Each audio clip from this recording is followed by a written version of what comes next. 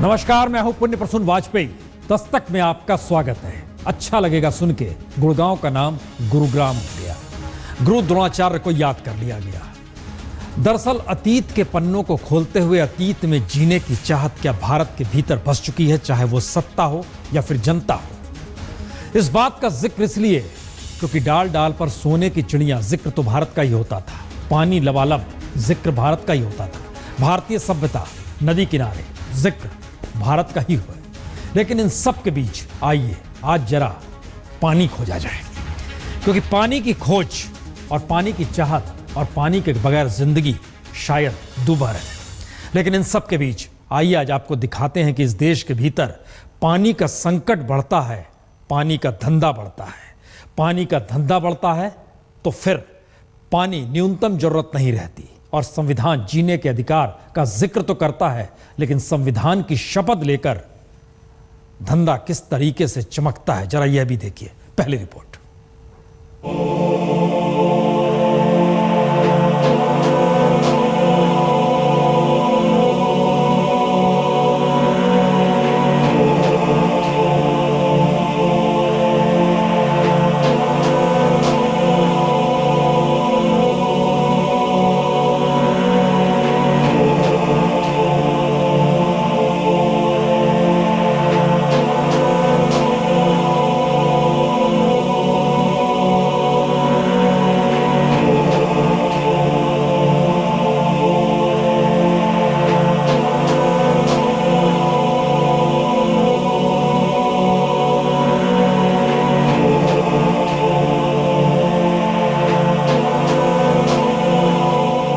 तो पानी का संकट भारत के लिए खतरे की घंटी है, क्योंकि दुनिया में जिस तेजी से जनसंख्या बढ़ी और जिस तेजी से पानी कमा, उसमें दुनिया के उन पहले देशों में भारत शुमार होता है जहां सबसे ज्यादा तेजी से हर नागरिक के हिस्से में पानी लगातार कम होता चला जा रहा है। और आलम यह हो चला है कि आजादी के वक्त यानी 1947 में 6042 क्यूबिक मीटर पानी हर व्यक्ति के कोटे में आता था, जो कम होते होते 2001 में 1816 क्यूबिक मीटर हो गया, तो 2011 में 1545 क्यूबिक मीटर पानी ही हर हिस्से में बचा।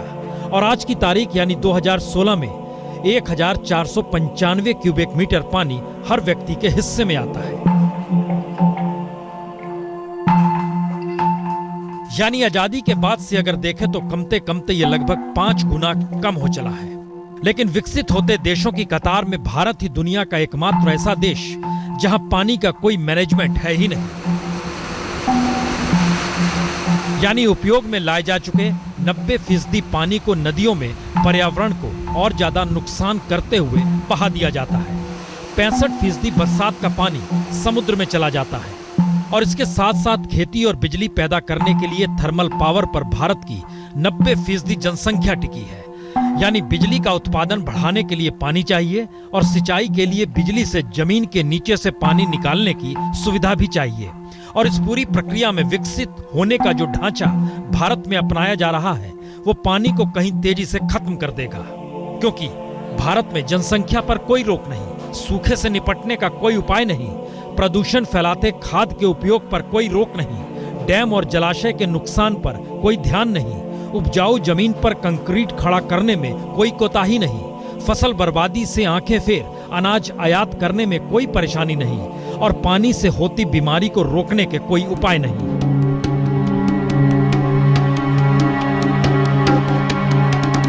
यानी भारत का रास्ता पानी को लेकर एक ऐसी दिशा में बढ़ रहा है जहां खेती की अर्थव्यवस्था भी ढह जाएगी और थर्मल पावर सेक्टर भी बिजली देने में सक्षम हो नहीं पाएगा। यानी जिस अर्थव्यवस्था को नेहरू ने हवाई उड़ान दी, वो अर्थव्यवस्था ही नहीं बल्कि देश भी 2050 में उसी अर्थव्यवस्था तले खत्म होने के कागार पर होगा, क्योंकि 2050 में देश में प्रति व्यक्ति पानी का कोटा 1000 क्यूबिक मीटर से नीचे आ जाएगा।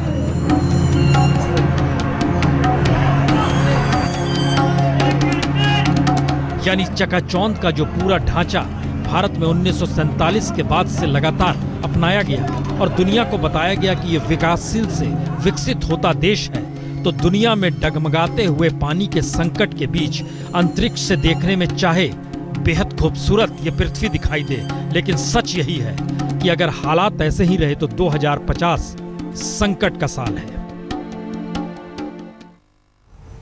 क्यों इंतजार करें 2050 का? दरअसल इस दौर में आपको पानी नहीं मिलता है तो हमारे पास तो बोतल बंद पानी है। 1 लीटर बोतल बंद पानी और उसके एवज में 4 लीटर पानी और बर्बाद। आपके जरिए पैसा कमाने की स्थिति में कौन कैसे किस तरीके से इस देश में खड़ा होते चला जा रहा है, जरा इस रिपोर्ट को देखकर समझने की कोशिश कीजिए। लूट का मतलब होता क्या है?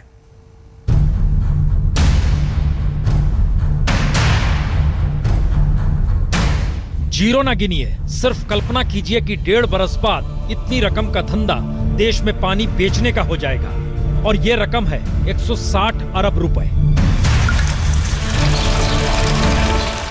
वह भी तब जब आज के हालात में पानी बेचने की दिशा में जो धंधा अपना चुके हैं, यह आंकड़ा उसका है।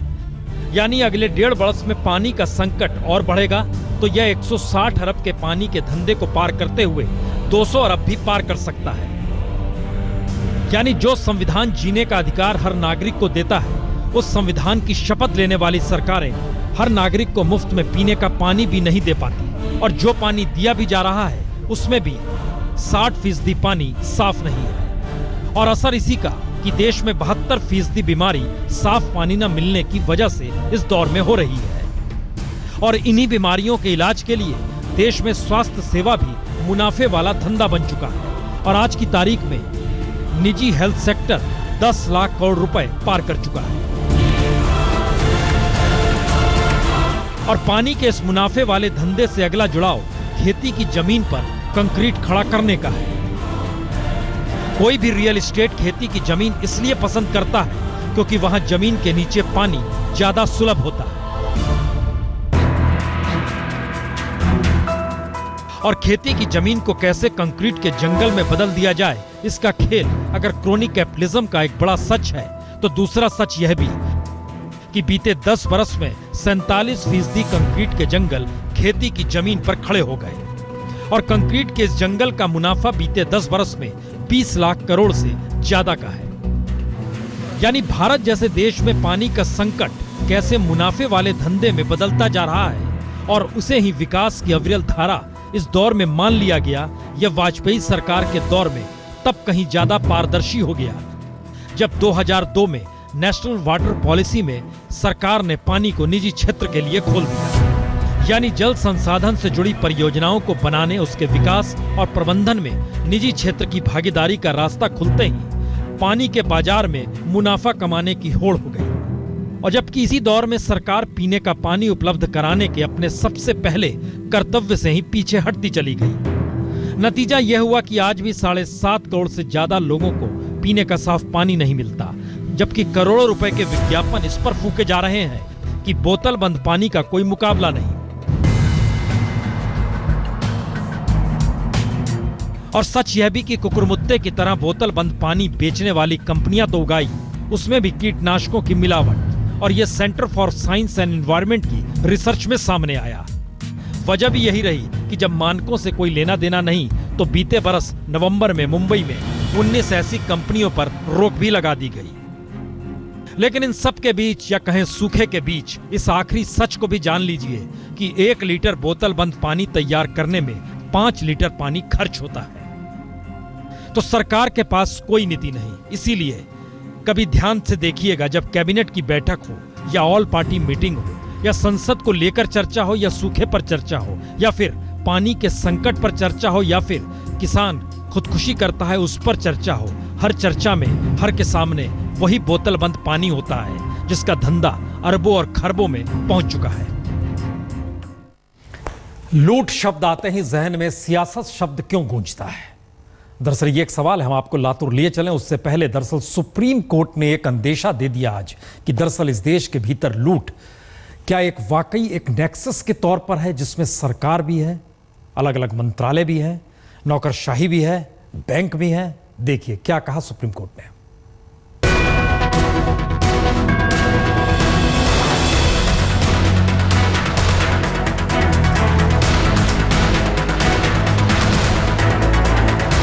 तो बैंकों से जनता का पैसा लेकर ना देने वालों के नाम सामने आ जाएं तो भारत में बिजनेस करना मुश्किल हो जाएगा।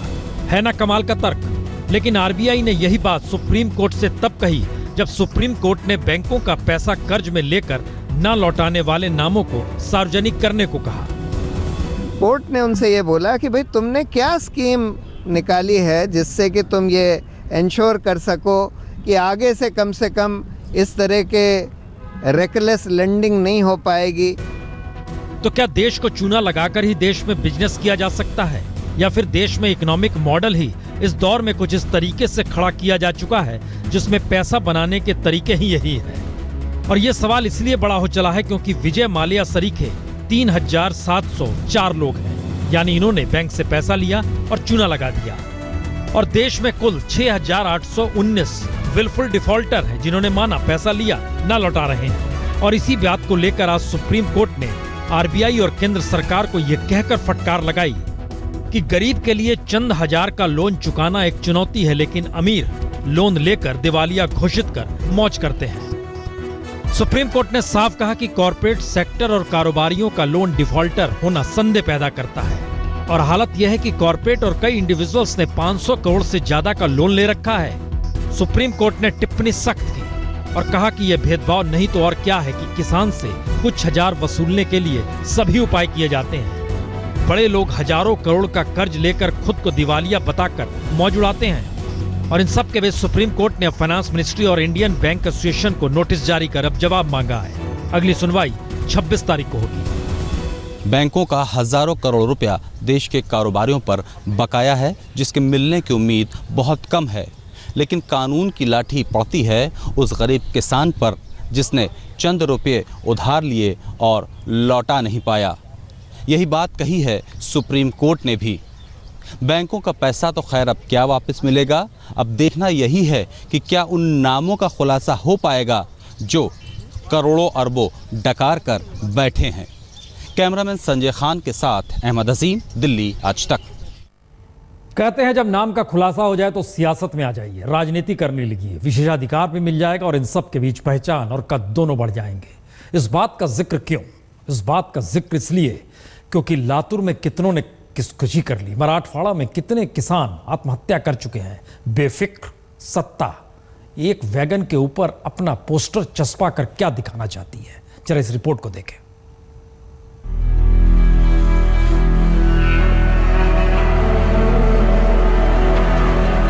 पानी के टैंकर पर चस्पा ये बैनर प्रतीक है कि आने वाले वक्त में खुदकुशी करते किसानों के कफन पर भी क्या इस तरह के बैनर लगाने की सियासत होगी?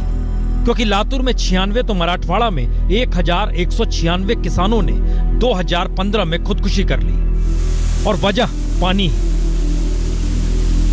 ऐसे में आज जब 10 वैगन पानी लातूर पहुंचा तो दुनिया की नजरें लातूर पर ही आ टिकी, क्योंकि लातूर में पानी के संकट ने शिक्षा सत्र छोटा कर दिया है। सभी खेल इवेंट बंद हो गए हैं। 200 कैदियों को नासिक धुले भेजा जा रहा है। पानी के स्रोतों पर पुलिस निगरानी रखी जा रही है। और इन संकटों से घिरे लातूर में पानी के टैंकर पर सियासत समकाने की सोच, दरअसल इस सोच ने सियासी अंधेरा कहीं ज्यादा घना कर दिया, क्योंकि चुटकी भर पानी ने अभी तक किसी का गला तर नहीं किया।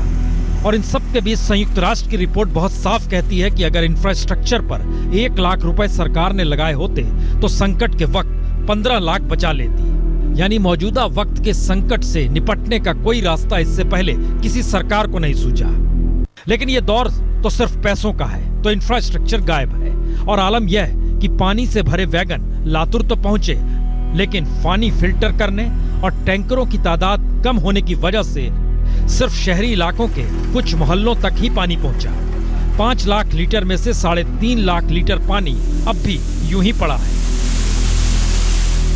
यानी वैगन पर यह पोस्टर तब चस्पा कर दिया गया जबकि यह सरकार भी जानती है कि लातूर को हर दिन 2 करोड़ लीटर पानी चाहिए, रोज 40 ट्रेन चाहिए। और आलम यह कि लातूर का पारा लेने वाला कोई नहीं। और संवेदनहीनता का आलम यह कि फकत चंद लोगों की प्यास बुझाने लायक पानी पर ही दावा ठोकने वाली राजनीति शुरू हो गई। और राजनीति लातूर से मुंबई तक हर जगह है, क्योंकि आज ही बंबई हाई कोर्ट में आईपीएल मैचों को लेकर सुनवाई हुई तो राज्य सरकार ने कहा आईपीएल शिफ्ट करने पर उसे आपत्ति नहीं, भले ही उसे राजस्व की हानि उठाने पड़े। तो सरकार ने जताना चाहा कि राजस्व की कुर्बानी लोगों के लिए देने को वो तैयार है, और तब कोर्ट ने फटकारा, आप राजस्व का जिक्र करते हैं यानी लोगों की फिक्र नहीं। लातूर से रविंद्र धनुकर और स्वाति चिखलीकर के साथ आज तक ब्यूरो। कह सकते हैं कि इस दौर में क्या वाकई सत्ता, सरकार, ताकतवर लोग संवेदनशील नहीं रहे, और इन स्थितियों के बीच हालात क्या वाकई बिगड़ रहे हैं? लोग क्या सोचते हैं, हम इस पर आए उससे पहले आपको कश्मीर लिए चलते हैं। कश्मीर दोबारा जल रहा है, हवा में एक बागीपन की स्थिति आ गई है, और इन स्थितियों के बीच गोलियां चल गई, 3 लोग मर गए। विरोध एनआईटी को लेकर हो रहा है, तिरंगा भी लहराया जा रहा है, हाथों में बंदूक लिए सड़कों पर सेना भी है, और दिल्ली में महबूबा मिलने पहुंची भी सरकार से, गृहमंत्री से मिलने पहुंची। इन हालातों के बीच हमारे रिपोर्टर की एक नजर पड़ी और उन्हें तमाम स्थितियों को परख के जो कहा, जरा इसे सुनिए। जम्मू कश्मीर सरकार की तरफ से शुरू से ही कोशिश रही कि एनआईटी मुद्दे को ठंडा किया जाए, लेकिन कहीं न कहीं अभी भी राजनीति के अखाड़े में एनआईटी का मुद्दा छाया हुआ है। जहां एक तरफ पूरे कश्मीर में आज अलगाववादी संगठनों के बंद के आह्वान पर आम जनजीवन उथल-पुथल रहा, वहीं पर अब इसी बंद के चलते जिस अंदाज से हंदवाड़ा में 2 युवकों की मौत हो गई है, उसने एक बार फिर कश्मीर में महबूबा मुफ्ती के लिए मुश्किलें बढ़ा दी हैं। कैमरा मैन रूफ अहमद के साथ अशरफानी, श्रीनगर, आज तक। संकट उधर भी, संकट इधर भी, और इधर का मतलब पानी। सरकार कुछ भी सोचे, कोई कुछ भी कह ले, लेकिन जरा ये आपको अलग अलग प्रांतों में लिए चलते हैं, वहां के लोग पानी को लेकर क्या कह रहे हैं।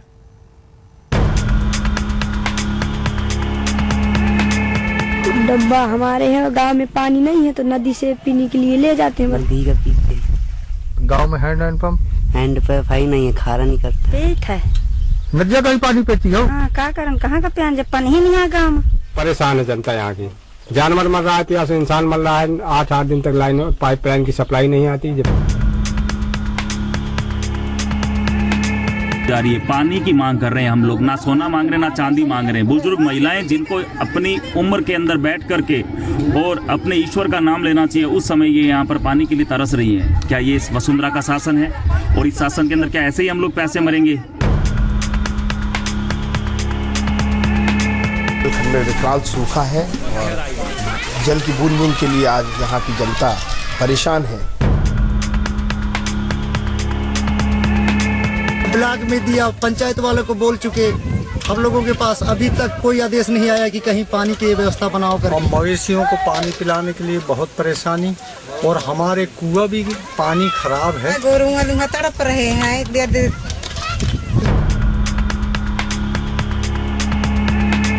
मजदूरी भी करने नहीं जा पाते हैं, इसलिए कि पानी की मजबूरी है। तो हम लोग पानी नहीं रहेगा तो क्या करेंगे। बहुत भी भोजन है लेकिन पानी नहीं है तो क्या करेंगे। पानी इसलिए तीसरे दिन पानी मिलता है, 9 डब्बा 10 डब्बा मिला, 12-13 परिवार हम लोग 14। तो आप बताइए 3 दिन में क्या बच्चे पिएंगे, क्या हम लोग पिएंगे? और पशु भी मर रहे हैं, कहीं पानी नहीं है इस गाँव में। क्या फायदा है ऐसी सरकार का जो पानी भी ना मिले पीने के लिए, और दावे करती है कि हम बहुत कुछ कर रहे हैं, हर इंसान को सहूलियत है, लेकिन कोई सहूलियत नहीं है। पानी की तो बिल्कुल नहीं है। कभी पानी नलकों से, जिसके घर हैं दूर दूर नलके हैं, किसी के घर उनसे भर के लाते हैं, कभी 5 नंबर से लाते हैं, पानी दूर दूर से भर के लाते हैं। दिक्कत है, बच्चे हमारे एक हफ्ता नहाते नहीं है, औरतें नहाती नहीं है, बैल भैंस बकरियां मर रही है प्यास के वजह से। प्यासे मर रहे हैं, और तरीके से यहाँ कोई बुंदेलखंड में पानी की सुविधा नहीं। लेकिन यहाँ तो न पीने के लिए पानी है, न नहाने के लिए है। किस तरह लोग यहाँ जीते हो तो कल्पना नहीं कर सकते। कौन सा मेक इन इंडिया, कौन सा डिजिटल इंडिया क्या होता है हम लोग ये नहीं जानते। हमें तो ये लगता है पीने के लिए पानी मिल जाए, नहाने के लिए मिल जाए, जिंदगी निर्वाह होती रहे बस। जी, कई रिपोर्ट कहती है दुनिया में अगला विश्व युद्ध यानी तीसरा विश्व युद्ध पानी के लिए होगा। देश के हालात बताते हैं कहीं गृह युद्ध ना हो जाए पानी के लिए, राज्य कहीं आपस में टकराने लगे, संघीय ढांचा चकनाचूर ना हो जाए पानी के लिए। याद कीजिए, इंद्र देवता से बड़ा फाइनेंस मिनिस्टर किसानों के लिए कोई नहीं होता, और शायद मौजूदा वक्त में उसी तरफ ताकना होगा क्या। दिल्ली और हरियाणा में कई मामलों में वांटेड अपराधी दीपक डबास आज सुबह पुलिस की हिरासत से फरार हो गया है। यह घटना उस वक्त हुई जब पुलिसकर्मी दीपक को पेशी के लिए हरियाणा के खरखौदा लेकर जा रहे थे।